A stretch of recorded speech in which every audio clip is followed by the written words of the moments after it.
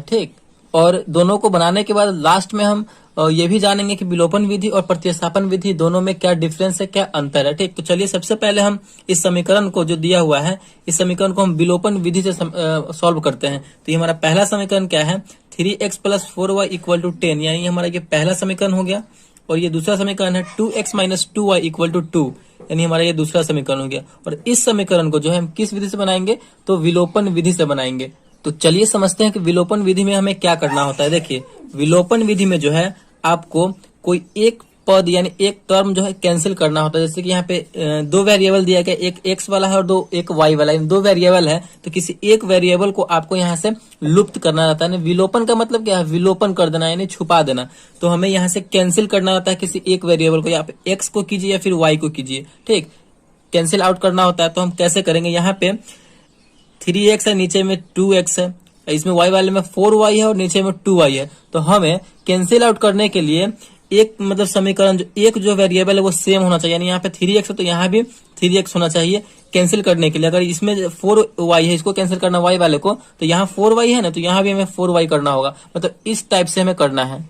तो आप x और y दोनों में से किसी एक वेरिएबल को कैंसिल कर सकते हैं। तो चलिए हम यहाँ पे x वाले टर्म को कैंसिल करते हैं। देखिए यहाँ पे 3x है, यहाँ पे 2x, दोनों तो सेम है नहीं। तो हमें सेम करने के लिए क्या करना होगा कि जो ये वाला नंबर है इसको हम ऊपर में गुना कर देंगे और इसी नंबर से हम नीचे में गुना कर देंगे, तो दोनों सेम हो जाएगा। 3 से हम नीचे वाले पूरी समीकरण 2 में करेंगे तो 3 दूना 6x हो जाएगा, फिर पूरे में हो जाएगा। फिर 2 से करेंगे तो 3 में करेंगे तो 2 3 6, यानी हमारा ये यहाँ पे सेम हो जा रहा है। तो कैसे कर देंगे, इस 2 से हम समीकरण 1 में 2 से गुना कर देंगे और समीकरण 2 में हम 3 से गुना कर देंगे। आप समझ रहे हैं ना, बस इसी टाइप से आपको करना है। मतलब आपको ध्यान से समझते चलना है। तो गुना करेंगे तो समीकरण 1 में जो है ये 2 से पूरा में गुना हो जाएगा। तो गुना कीजिए, हमारा नया समीकरण बन जाएगा 3 दूना 6x प्लस है तो प्लस, फिर 2 से 4 में करेंगे तो 4 दूना 8y = 10 में 2 से करेंगे तो 10 दूना 20। हमारा ये समीकरण तीसरा बन गया, हमारा ये नया समीकरण बन गया। फिर 3 से इस पूरी समीकरण में होगा तो 3 दूना 6x, माइनस है तो माइनस, फिर 3 में 2 से करेंगे 3 दूना 6y, फिर = 3 में 2 से करेंगे तो 3 दूना 6। ये हमारा चौथा समीकरण हो गया, नया समीकरण बन गया। अब हम यहाँ पे देखिए एक टर्म बिल्कुल सेम हो गया, यानी वेरिएबल सेम है। 6x ऊपर भी है और 6x नीचे भी है, तो दोनों यहाँ पे कैंसिल हो जाएगा। तो चलिए यहाँ पे हम कैंसिल करते हैं।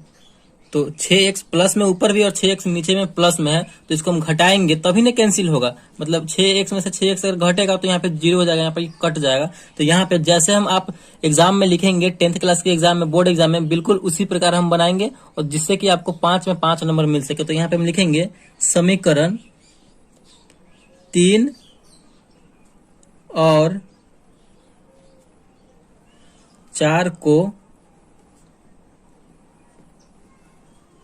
घटाने पर, समीकरण 3 और 4 को यहाँ पे हम घटाएंगे तो घटाइए 6x + 8y = 20 है हमारा तीसरा। चौथा है 6x - 6y = 6 है। तो इसे हम घटाएंगे, घटाइए। 6x प्लस में है और नीचे हम घटा रहे हैं तो माइनस का चिन्ह लगेगा, तो 6x यहाँ पे माइनस में हो गया, तो यहाँ पे ये कैंसिल हो जाएगा क्योंकि बराबर में कैंसिल हो जाएगा। देखिए नीचे वाले चिन्ह को हमेशा आपको देखते चलना है। आप यहाँ पे माइनस का चिन्ह हम क्या कर रहे हैं, तो घटा रहे हैं, तो माइनस यहाँ पहले से है, ऊपर वाले को नहीं देखना है, इसको देखना है। तो माइनस यहाँ पहले से है और हम माइनस कर रहे हैं, तो माइनस और माइनस मिलकर क्या होता है, तो प्लस होता है। तो अब हमारा ये दोनों जुड़ जाएगा, ऊपर वाला भी हमारा प्लस में हो गया, नीचे वाला भी हमारा प्लस में हो गया, ठीक। तो 8 और 6 को जोड़ेंगे तो हमारा हो जाएगा 14, y है तो y, घटा रहे हैं तो घटाइए। यहाँ पे प्लस का यहाँ पे चिन्ह है, माइनस है तो माइनस प्लस मिलकर होता है माइनस, तो घटाइए। 20 में से 6 जाएगा तो यहाँ पे हमारा बचेगा 14। तो y बराबर, y के वैल्यू निकालने के लिए क्या करना होगा, y को अकेला रखना होगा। तो y बराबर 14 तो अपने जगह पे है, अब 14 को गुना में है, बराबर को उधर जाएगा तो भाग में आ जाएगा, तो बट्टे में 14, 14/14 यानी 1। यानी हमारा जो है यहाँ पे y का वैल्यू निकल के चला आया, y = कितना आ गया, तो 1 आ गया। इस प्रकार हमारा y का वैल्यू निकल के आ गया। अब हम इसी y की मदद से समीकरण 1 में या फिर समीकरण 2 में y का वैल्यू रख देंगे तो हमारा x का वैल्यू भी निकल कर चला आएगा। तो चलिए हम समीकरण 1 में आप या फिर 2 में किसी में भी रख सकते हैं। तो समीकरण 1 में हम इस y का वैल्यू रखते हैं।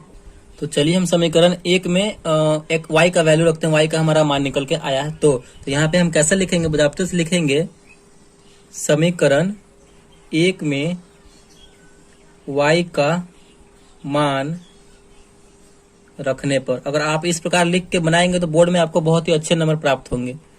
रखने पर। चलिए हमारा समीकरण एक क्या है, 3x plus 4y equal to 10 है। तो हमें y का मान रखना है, यानी y के जगह पर 1 रखना है। तो यहाँ पे हो जाएगा 3x प्लस 4 और y के जगह पर 1 आया है तो 1 लिखेंगे बराबर 10।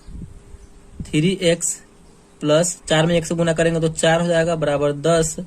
तो 3x बराबर क्या हो जाएगा, 4 प्लस में है, बराबर के उधर जाएगा तो माइनस में हो जाएगा। 10 तो अपने जगह पर है, ये ना उधर जा रहा है, तो प्लस है तो माइनस हो जाएगा, माइनस यहाँ पे 4 हो जाएगा। तो 3x बराबर क्या हो जाएगा, 10 में से 4 जाएगा तो बचेगा हमारा 6। तो x बराबर क्या हो जाएगा, 6 जगह पे है अपने। अब 3x को हम उधर भेज रहे हैं, यानी गुना में है, बराबर को हो जाएगा तो भाग में आ जाएगा, यानी 6/2। ये कटेगा तो कितनी बार में यहाँ पे, सॉरी 6/3 है, 3 है यहाँ पे, तो 3 आ जाएगा। तो 3 दूना 6 यानी 2, यानी हमारा फाइनली जो है x का मान आ गया 2, y का मान आ गया 1। तो विलोपन विधि से जो है फाइनली हमारा आंसर कितना आ चुका है, तो x बराबर 2 और y बराबर 1 हमारा फाइनल आंसर आ चुका है यहाँ पे। तो आई होप आपको विलोपन विधि बहुत अच्छे तरीके से समझ में आ गया होगा। तो हमें विलोपन विधि में करना क्या होता है कि आपको एक टर्म को, यानी एक वेरिएबल को आप x को कैंसिल आउट कर सकते हैं या फिर y को कैंसिल आउट कर सकते हैं। अगर हमें y को करना होता तो यहाँ पे हम क्या करते कि इसमें y वाले में, ऊपर वाले में 2 से गुना कर देते तो ये मिलकर हो जाता 4 दूना 8, और नीचे वाले समीकरण 2 में हम 4 से गुना कर देते, तो 2 में 4 से करते तो 8, हमारा ये दोनों बराबर हो जाता 8, तो इसको हम कैंसिल आउट कर सकते थे। आप x को कर सकते हैं या फिर y को कर सकते हैं। तो यही करना होता है हमें विलोपन विधि, यानी एक को विलुप्त करना होता है, छुपाना होता है। इसका नाम एलिमिनेशन मेथड है या फिर लुप्तीकरण विधि भी है। तो आई होप आपको विलोपन विधि से समीकरण को सॉल्व करना आ गया होगा। चलिए अब हम समझते हैं यहाँ पे प्रतिस्थापन विधि से समीकरण को हल करना। तो इसी क्वेश्चन को जो है हम प्रतिस्थापन विधि से सॉल्व करेंगे। 3x प्लस 4y बराबर 10 और 2x माइनस 2y बराबर 2। तो इसी समीकरण को हम प्रतिस्थापन विधि से सॉल्व करके देखते हैं कि हमारा वो वैल्यू सेम आता है कि नहीं x और y का। तो चलिए सॉल्व करते हैं। तो हमारा पे वही समीकरण है जिस समीकरण से हमने विलोपन विधि से सॉल्व किया है इसको। तो चलिए इसी समीकरण को प्रतिस्थापन विधि से सॉल्व करते हैं। 3x प्लस 4y बराबर 10 यानी समीकरण 1 हो गया। 2x माइनस 2y बराबर 2 यानी हमारा समीकरण 2 हो गया। तो विलोपन विधि में हमारा क्या था कि एक पद को हमें कैंसिल आउट करना होता था, यानी छुपाना होता था, ठीक। लेकिन प्रतिस्थापन विधि में वैसा नहीं है। प्रतिस्थापन विधि में क्या है कि हमें कोई एक पद, यानी कोई एक वेरिएबल का जो मान निकाल करके उस दूसरे वाले इक्वेशन में रखना है। जैसे कि अगर हम इस समीकरण 1 का जो है x का वैल्यू निकालते हैं तो इसी x के वैल्यू को हमें समीकरण 2 में प्रतिस्थापित करना है, वही हमारा प्रतिस्थापन विधि हुआ, ठीक। अगर आप y का निकालते हैं समीकरण 1 की मदद से तो इसी y का वैल्यू जो है जो निकाल के आएगा वही हमें समीकरण 2 में प्रतिस्थापित करना यानी रखना है, वही हमारा प्रतिस्थापन विधि हो गया। इंग्लिश में अगर हम बात करें तो इसे सब्स्टिट्यूशन मेथड हम कहते हैं। तो चलिए हम प्रतिस्थापन विधि से इस समीकरण को भी समझते हैं। तो चलिए आप जो है किसी एक का वैल्यू निकाल सकते हैं, x का या फिर y का। तो चलिए हम x का ही निकालते हैं। तो यहाँ पे हम समीकरण 1 को ले रहे हैं, तो यहाँ पे हम क्या लिखेंगे, समीकरण 1 से समीकरण 1 को लिए हैं। तो समीकरण 1 क्या है हमारा, 3x plus 4y equal to 10 है। अब इसी में से हम x का वैल्यू निकाल रहे हैं तो क्या करना होगा, हमें इस टर्म को अकेला छोड़ना होगा। तो 3x बराबर क्या हो जाएगा, हम 4y को उधर भेज रहे हैं तो 10 तो अपने जगह पे है, हम उसको भेज रहे हैं उधर, तो ये प्लस में है, उधर जाएगा तो माइनस में हो जाएगा 10 माइनस 4y। तो x का वैल्यू निकालने के लिए x को अकेला रखना होगा। तो 3 गुना में है, बराबर को उधर जाएगा तो भाग में हो जाएगा, तो हो जाएगा हमारा 10 माइनस 4y बटे में 3 आ जाएगा, ठीक। अब हमारा यहाँ पे x का वैल्यू यहाँ पे ये निकल के चला आया। अब इसी x के वैल्यू को हम समीकरण 2 में x के जगह पर पुट कर देंगे। तो हमें क्या लिखना होगा आगे, तो हमें यहाँ पे लिखना होगा समीकरण 2 में x का मान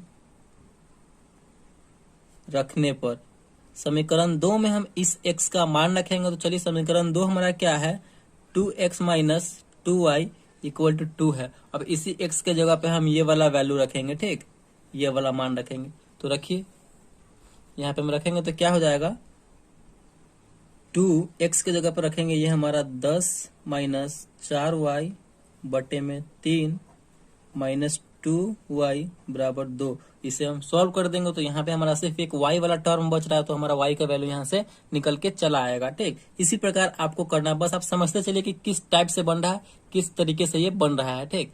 तो चलिए गुना कीजिए, यानी इस 2 से हम इस पूरे वाले में ऊपर वाले में गुना हो जाएगा। तो 10 में 2 से करेंगे तो 10 दूना 20 माइनस 4 दूना 8y बटे में 3 माइनस 2y बराबर 2। इस 2y के नीचे कुछ भी नहीं है तो इसका मतलब क्या 1 है, तो हम 3 और 1 का एलसीएम लेंगे तो हमारा कितना होगा 3 और 1 का एलसीएम, तो 3 ही होगा। तो 3 1 का एलसीएम हो जाएगा हमारा 3, 3 से 3 कैंसिल हो जाएगा एक बार में, तो 20 माइनस 3 से 3 एक बार में कैंसिल होगा तो 8 कम 8 यानी 8y माइनस 3 दूना 6y बराबर 2।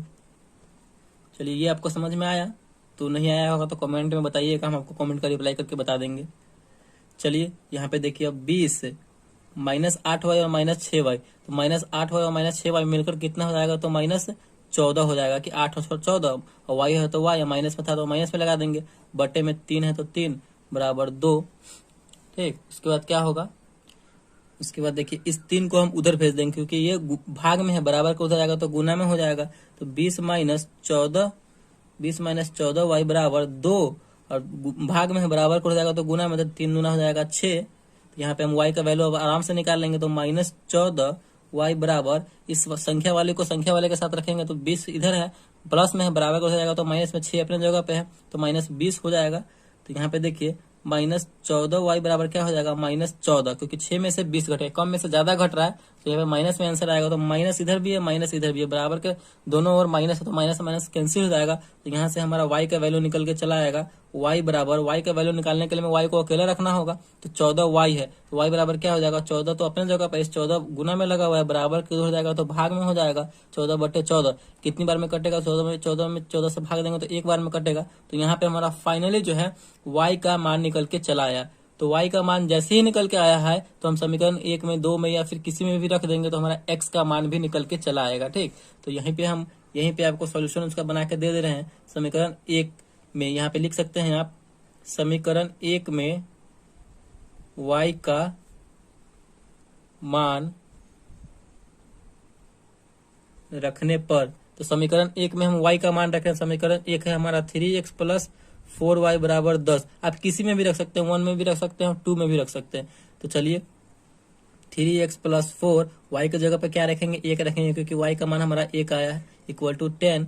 3x बराबर क्या हो जाएगा, देखिए 3x बराबर हम उसको देखिए इस संख्या में 4 में 1 से गुना करेंगे तो 4 हो जाएगा, तो ये संख्या वाला इधर है और संख्या वाला भी इधर, तो संख्या वाला को संख्या वाले के साथ रखेंगे, 4 उधर चला जाएगा तो 10, और माइनस में 4 हो जाएगा क्योंकि ये प्लस में है, बराबर को उधर जाएगा तो माइनस में।